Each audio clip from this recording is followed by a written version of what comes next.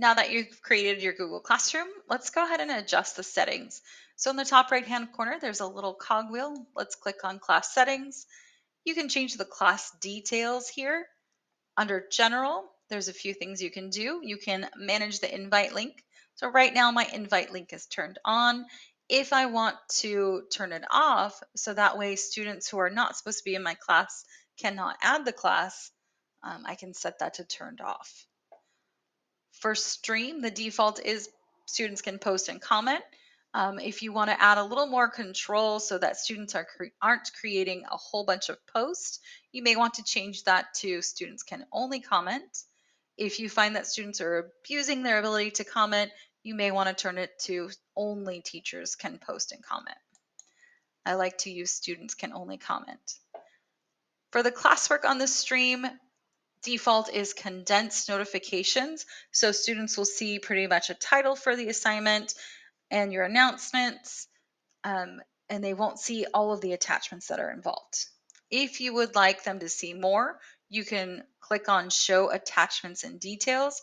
For me, I prefer to hide the notifications completely. And what that does is it forces my students to go to the classwork tab in order to find the assignments. And then the only thing I use the stream for is the announcements piece. For deleted items, we can turn that on so you can see anything that you've created and deleted. Students will not see that. For Guardian summaries, you're going to want to make sure that that is clicked on. That way, if your parents have signed up to get Guardian summaries for their students, they can also get those for your class. Let's go ahead and take a look at an example. Now, Guardians can only see missing work, upcoming work, and your announcements. They cannot see how many points are tied to the assignment, the actual assignment itself, or the grade. So keep that in mind as you're deciding how often you want to upload these grades into Aries. If you need to create a Google Meet link, you might want to do that within Google Classroom. So you just generate the Meet link, make it visible to students, and they'll see it in their stream. So that way you can connect with them at a certain period of the day, or if you are on distance learning. New this year, we have grading periods. So you can add a grading period based on quarters or trimesters. You just need to set the grading period here, the start date, the end date, and just keep adding. You'll want to make sure that it applies to any existing assignments that you have, and you'll probably also want to copy it to any classes you've created. Under grading scale, this is very brand new, you can set the level and percentages. You can also do proficiency, letter grade, 4-point scale, or create your own grading scale. For grade calculation, I would only turn this feature on if I'm going to make sure that I put everything into Google Classroom. So that is pencil and paper assignments as well as the digital ones. So if that's something you're not doing, leave it off. Finally, we have grading categories.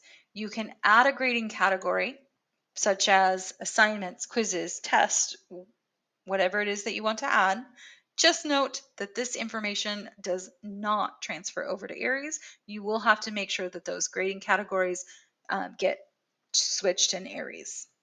Make sure you click Save to save any changes you've made. Now that was a brief overview of the settings within the class. There is one more spot you could check for your class settings, and that is down here at the bottom. So under settings, under notifications, you can make some changes. So this will determine the amount of emails that you get to your Gmail. So this might be something super important to toggle on rather than toggle off, and then make decisions about things that you want on.